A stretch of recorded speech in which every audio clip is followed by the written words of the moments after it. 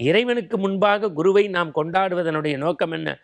கிட்டத்தட்ட 128 முறைக்கு மேல் சபரிமலைக்கு போன, ஏன்னா ஒரே வருஷத்தில் 2 தடவை 3 தடவைலாம் போனவர் நம்பியார் குருசாமி. அவங்க திரைத்துறையில் இருந்தபோது முகச்சவரம் செய்து கொள்வதற்கு செஞ்சு கொள்ளலாமா வேணா, அவங்க வேலை அப்படி.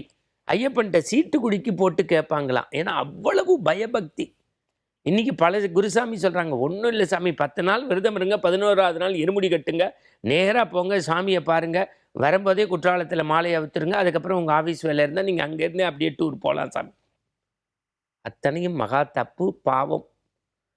ஒருவர் இல்லத்திலிருந்து திருக்கோயிலிருந்து இருமுடி கட்டி சபரிமலைக்கு போனால் மீண்டும் இல்லத்திற்கு வந்து சூறைக்காய் விட்டு கொண்டு போய் இருமுடியை சன்னிதானத்தில் வைத்ததைப் போல இல்லத்தின் சுவாமி அறையில் வைத்து ஒரு தூபதீப ஆராதனை காட்டி குடித்து அந்த நெய்யையும் அரிசியும் எடுத்து நைவேத்தியம் செய்து பிரசாதம் கொடுத்து மாலை கலட்டுவதுதான் மரபு, அதுதான் முறை.